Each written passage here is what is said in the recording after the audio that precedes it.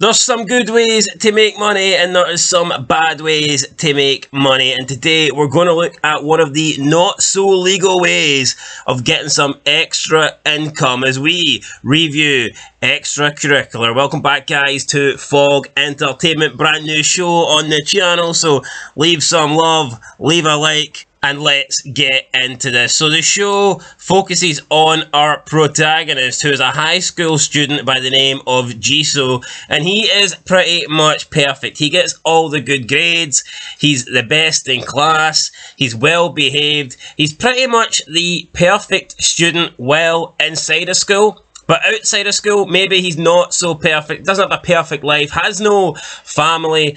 Mother left him, father left him, he's on his own, and as you know, in Korea, it's not cheap to live, okay? There's no such thing as benefits, there's no such thing as handouts for the government, so therefore, you need to make money. And Jisoo does make money through illegal activities, but unlike Breaking Bad, a show that this has been compared to, he's not selling drugs, he is selling sex, and he has an app for this, he's a matchmaker, he calls himself the Muscle, but deep down he is sort of the pimp. So we start off the episode with Jisoo in school and his teacher, Mr. Chu. He's been read out his exam results and it's just A. He's top of the class in everything, much to the teacher's annoyance. Even though he's proud of him, he thinks he's an obnoxiously good student and it's not good for him to never live. He thinks that all he does is focus his time on school. All he does is think about getting into top grades. Doesn't even seem to have much of a personality, just wants to be the best at everything he does. So Mr. Chu at this point thinks that Jisoo is basically a nerd, thinks that all he cares is getting perfect grades, being the perfect student, and just living a perfect little life while doing no wrong. But little does Mr. Chu know what Jisoo does outside of school. I think Mr. Chu's talking absolute mince here initially, because you know why, right? In Korea, especially South Korea, where they take grades pretty seriously. Would he seriously be mocking a guy who's a nerd for getting great grades? I mean, this ain't some Western country where grades don't really matter. And like, go and live your life. It doesn't matter about school. I think in Korea, this guy would be getting all the gold stars, all the gold medals for delivering grades at the park. He's actually bashing him here. I agree. Did you say this is a flaw automatically? No, because I think he's more concerned about him because he doesn't seem to really. It's just like all he seems to care about is being the best, and like surely there's got to be a problem with that. He's asking him what schools he wants to get into, and Jisoo just says the best one. The guy doesn't seem to have anything he wants to achieve other than being the best, and you can argue that's unhealthy. Plus, I think Mr. Chu seems to be a rational teacher. I think he's one of the good guys in this show. He's one of the guys that stand out. He's the hippie teacher, the cool teacher, not the by the book teacher. He knows what he's doing. Maybe he tries to relate to the students by acting 20 years younger than what he is. That's what I get the fact. He's like a westernised teacher, but not woke. He's definitely on the south side of the Korean border. He is. Then later on we see Jisoo look into his phone and he has an app. So he basically has an app with all the women that work for him on the app, and he is the matchmaker. He gets to decide who is going to hook up with who, how much money is being paid, and he also has his muscle by the name of Mr. Lee. Mr. Lee is the man that drives all the women around. They have these little bracelets on their wrists, and when they're in trouble, if any of the clients are trying to like assault them or doing anything they shouldn't be doing, they tap this little button, this little mechanic here on the wrist, and Uncle comes in to save the day. And that's what we see pretty much in the first 10 minutes, where one of the women, Sungmi, is being captive by some guy, and he is being weird. I think he's like religious, and he's talking about capitalism and stuff like this, and he decides to cut off some of her hair. He basically accuses her of like selling herself for capitalism, and he wants to like punish her. He starts choking her out, cutting her hair off,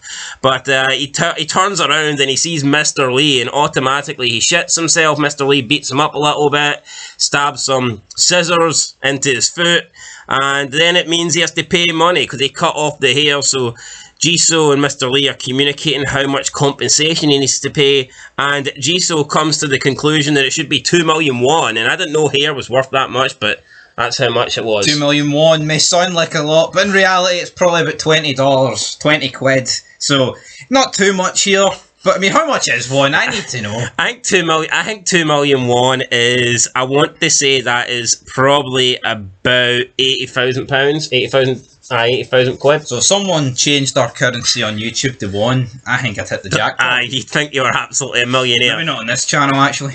Well, Mr. Lee turns him upside down, basically just like as if he was like a £10 baby, lifts him up by the ankle, starts shaking him, money falls out, but unfortunately it's only 320,000 won. That's all the guy has to his name, so he doesn't have the 2 million that Jisoo wants, so he gives Sungmi the option of choosing option A, option B. Now, one of these options is to beat the shit out of the man until the money is paid. So he beats, I guess, the remaining 2 million won out of this guy. The other option, I'm assuming, is to get the full 2 million won up front, but if he doesn't have it, then you can't really take it. So they choose option B, and we get a wee montage where Mr. Lee beats him up, and then it shows you Mr. Lee continuing to drive all the other women around, and he's basically just their driver, and he's standing outside waiting on the phone call. He's waiting to go in and fuck some people up, and then we just get like a montage of them coming out and giving him the money, and it pretty much just shows you that they're making a lot of money doing this. Yeah, it's a Breaking Bad-esque here, as he's tied to in the intro. It's like the wee zoom-ins and the speed-ups of cars, like certain angles, going round corners, going from day to night, all that good stuff. It reminded me of the RV. Aye, that's what I'm on about. Jesse, Walt. Not quite as good as it, like, but here, I'll take it. And I mean, if you tried to copy a show, it would be Breaking Bad, wouldn't it? Yeah, definitely. Next day, Mr. Chu is confronting Jisoo over forging his parents' signature. He's thinking, why the hell would you do that when you've got the best grades in the class? Indeed. Doesn't make any sense, and he wants him to join his club because he's like, you're a loser. You need to do something. You may as well join my club. If you're not going to have a social life, join my club. I'd argue this club is probably bottom of the barrel in terms of loser. I would argue it is, and at first Jisoo isn't really interested, but once he finds out that one of the girls in the school also is at this club who's called Guri, and she's like the second protagonist of the show, he pretty much decides to join, but Mr. Chu kind of forces him, and Mr. Chu's very hands-on. We see him just basically touching all the kids, not in a weird way, like, but... Yeah, not weird in Korea, but weird for us watching it, if that makes sense. Yeah, he's just like grabbing them and... If this happened in the West... Fired. Yep, fired. Manhandling, can't do that. So, I mean, it's weird though. Should you think like that? I mean, I guess she's been westernised. South Korea soon to be westernised. Yeah, Sungmi then returns to her apartment. It's full of all the women that work for Jisoo, and among them is Minwee, who we were actually introduced to in one of the opening scenes, and she had bought a present for her 100th day anniversary for her boyfriend. I guess it was some sort of like phone cover, but it was stolen, so I guess there's a thief in the school. She's upset about that. Sungmi shows the amount of money that she got for beating up the guy, and they go out to party. Meanwhile, Minwee's thinking, I need some money. I need to replace that gift that I bought my boyfriend that was stolen. So they go out for drinks, but Minwee decides that she's going to go, and she takes a job and she gets down to business, I guess. So we then see Jisoo join the social club, and I thought this was pretty good. So they've come up with questionnaires, and I like Mr. Chu. I think he's one of the better characters in this show, and they're talking about different opinions that the school need to act on and basically bring to everyone's attention. One of them is sex work, and Jisoo says that if anyone in school was found doing it, they would basically be ostracized. They would be kicked out. They'd be excluded. They'd be excommunicated. Yeah, they'd be blacklisted. So is this a little bit hypocritical here that Jisoo thinks this, or is he basically admitting if people found out what I do, I would be on that same list? No one would want to know me. My reputation would be ruined. I mean, we live in a world where, in the Western world, it's like women join OnlyFans, they get empowered. In Korea, you do this, and your family disowns you. That's kind of. Is this a problem though? At school, they're underage, which obviously makes it 100 times worse than if they're of age. Or are most of the people in this that are in the school of age? Because obviously you can be 18 and be in school. Not that it makes it fantastic, by the way, but is that the case here? Or are most of them underage, like the ones in the school? Well, I suppose they'd be underage, but it's that makes it worse. That makes it 1,000,000 times worse. Well, Giru says that it should be a police matter, but Mr. Chu thinks the school should be doing more and that they should be tackling this. So again, well, I guess the school can nip it in the bud, but the police have to enforce it. School can't enforce shit. I know, but I agree with Mr. Chu. And then there was also talks of homosexuality being displayed, and Mr. Chu wasn't interested in that because he says it's too woke. But he got lambasted for saying woke. Apparently, he's too old to say woke, but he protested that he wasn't that old. So he wants the questionnaire. He likes what Jisoo contributed to. So Jisoo thinks that basically we should care more about others' feelings and stuff like that. So Mr. Chu says that's what he wants. He wants the quiz to like dive deep into things and question every little detail. So they decide that they're going to work on the questionnaire. They go to a coffee shop. Jisoo takes a shitload of cash with him. He spends a lot of time getting ready as well. He views this as a date, even though it's kind of just a meeting, I guess, to get this questionnaire revised. So he takes a lot of money. While he's paying for the bill, he's acting like a nerd. The guy doesn't really go out, so he doesn't even know how to open the door to go into the cafe. I mean, what's he doing? What is he doing? I mean, it's one way or the other. If you feel one way, you have to go the other way. Then when he tries to pay for it, he completely he just spills his money all over the floor. This is why in Korea and Japan, card. Yep, it has to be card. Why are you carrying cash? Yeah, you have to. No, how do you even administrate change? I never actually see change being given out in these shows, to be honest. No. I wonder did the remainder just get left to charity? I don't even know. What do you think? Why would you create a currency where it's so valueless unless you have loads of it? Yeah, I just don't think there's anything to gain for having a currency that is like so high in value. Yeah, there's not. Like obviously in the UK and America, you get cents and pennies. Where like I just don't see what's to gain from like a coffee and espresso costing 16,000 won. I mean, the bill here came to like 23,000 won. It was for 2 coffees and a slice of cake. I mean, which is probably about what, 12 quid? Well, I don't know. I mean, but when it sounds like when you hear 23,000, you'd thought the guy just bought a car. Aye, he's bought 2 coffees and a slice of cake. So Guri goes on the phone, speaks to her mother. She gets interrupted. She sees that Jisoo can't even drink the espresso because there's no milk in it. So she then what a loser. She finds out that it is his first time in a cafe. He asks about her mother. She's not really interested. She says, "How's your mother?" And he says, "She's gone."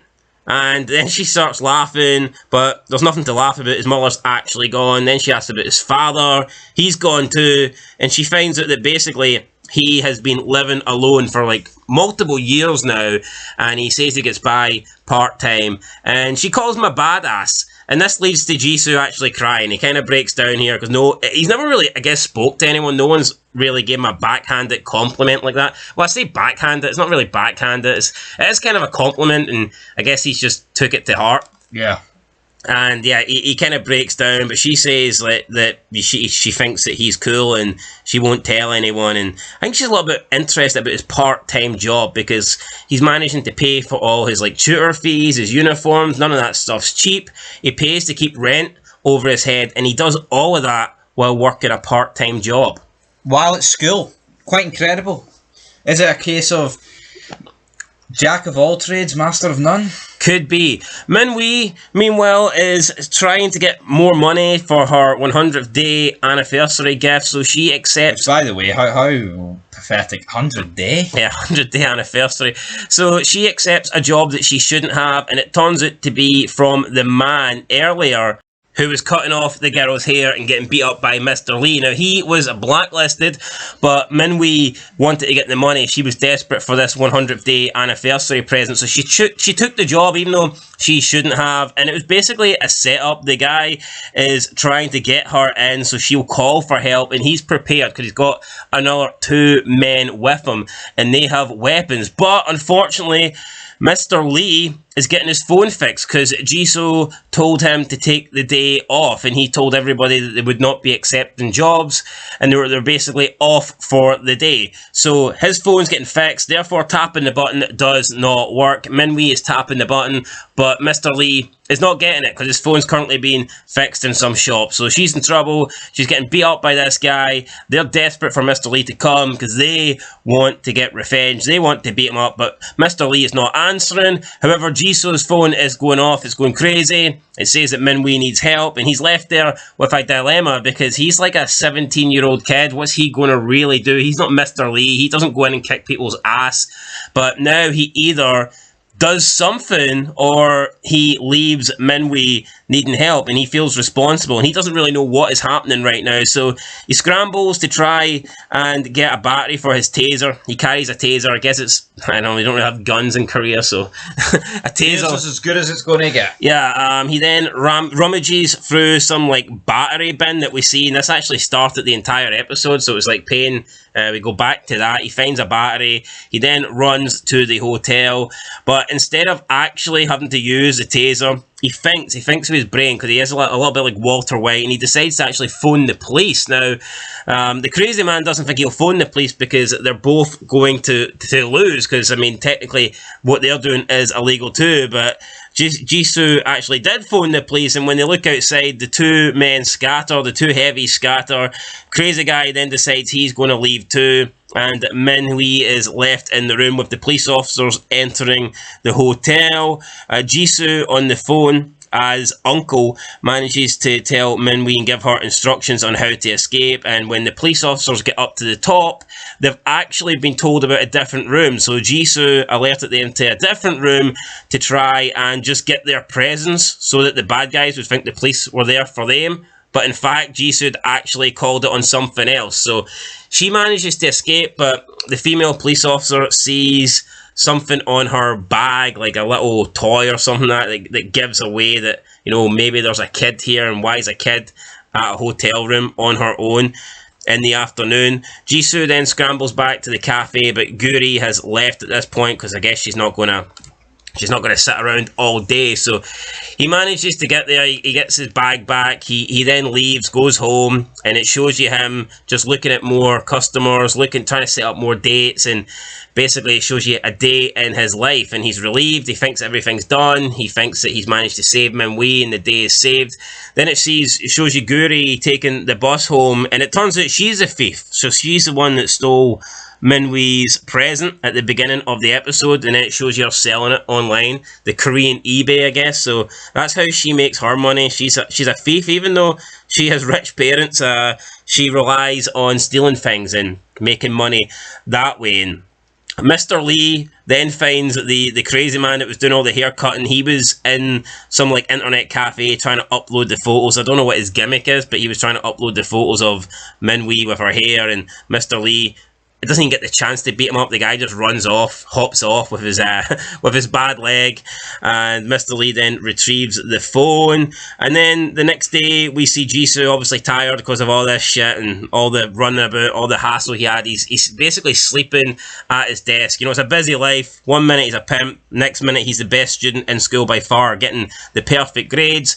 Guri comes in from behind him at the end of the episode, and at this point she knew that he had two phones because there was an extra phone in his bag that he wasn't using while he was in the cafe, and she decides to dip her fingers into his bag and take his work phone, the phone with all the women on it, the phone that makes the money, the prostitution phone, and that is how the episode ends. So yeah, pretty good from start to finish. I think it did a good job of introducing the characters. It gave you an insight into Jisoo's life. It gave you his school life. It gave you his life where he makes his extra income, his extra curricular, his extra activities, and it also set up some other characters. And I thought it deals with serious matters, but I also think there's some humour as well in the show and some comedy. So yeah, I enjoyed it.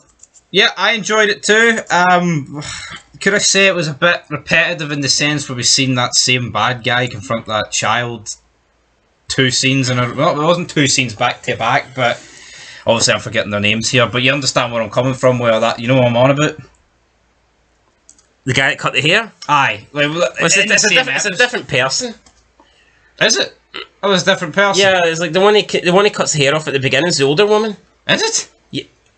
Yeah, because remember when she catches says, I didn't do anything, why are you doing this to me? Oh, that makes more sense now. Anyway, other point about this show. I've kind of find it hard to root for a guy that's kind of selling children to older men.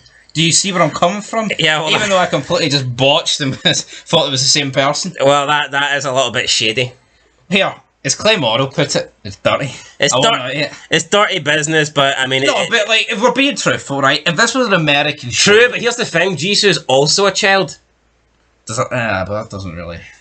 Well, makes it a wee bit better. No, I'm not saying it makes it good, but I mean, what if a 17-year-old, like, I don't know, sleeps with a 17-year-old, it's acceptable, but if a 40-year-old sleeps with a 17, it's not acceptable. What about Uncle then? Is he awful? Is he much worse than him? Maybe he doesn't know her age.